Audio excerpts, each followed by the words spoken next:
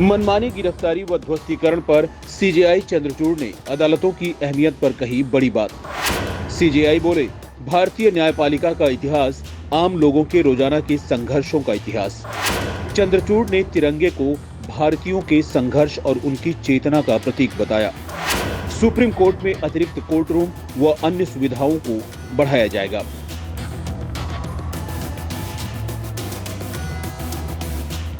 भारत के मुख्य न्यायाधीश डीवाई चंद्रचूड़ ने स्वतंत्रता दिवस पर अपने सहयोगियों को संबोधित किया।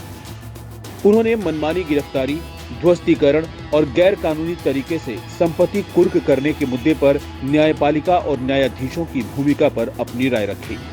सुप्रीम कोर्ट बार एसोसिएशन ने कोर्ट परिसर में ये कार्यक्रम आयोजित किया था। इसमें सीजेआई चंद्रचूड़ के साथ केंद्रीय कानून मंत्री अर्जुन राम मेघवाल बतौर विशेष अतिथि मंच पर मौजूद थे। स्वतंत्रता दिवस के मौके पर प्रधानमंत्री नरेंद्र मोदी ने देश को संबोधित करते हुए न्यायपालिका की तारीफ की थी। उन्होंने महत्वपूर्ण निर्णयों का अनुवाद क्षेत्रीय भाषा में उपलब्ध कराने के प्रयासों की प्रशंसा की थी। प्रधानमंत्री की तारीफ के कुछ ही समय बाद सीजेआई चंद्रचूड़ सुप्रीम कोर्ट परिसर में आयोजित कार्यक्रम में बोल रहे थे। अपने भाषण में सीजेआई चंद्रचूड़ ने बिना किसी खास केस का नाम लिए मनमानी गिरफ्तारियों और घर व प्रॉपर्टी गिराने की धमकियों का संदर्भ दिया।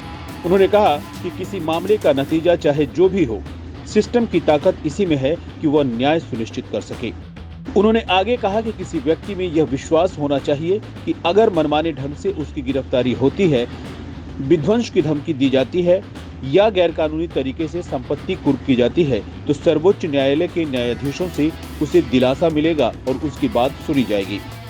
यह आत्मविश्वास ही न्यायपालिका की ताकत है।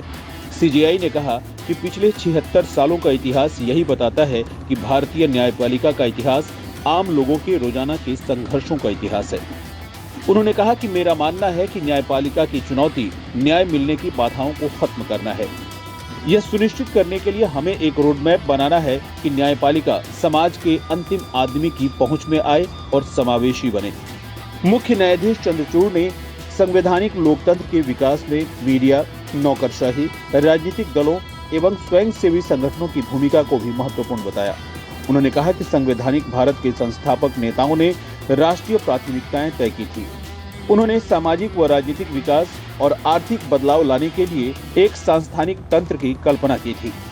इसके अलावा सीजेआई ने तिरंगे को भारतीयों के संघर्ष और उनकी चेतना का प्रतीक बताते हुए कहा कि आज 76 साल बाद हमारा तिरंगा स्वतंत्रता और समानता की हवाओं में लहराता है। कभी ऐसा आता है जब हवा रुक जाती है, कभी आसमान में तूफान आ जाता है, लेकिन तिरंगा हमारी सामूहिक विरासत का प्रतीक बनकर हमारे भविष्य की आकांक्षा का मार्गदर्शन करता है।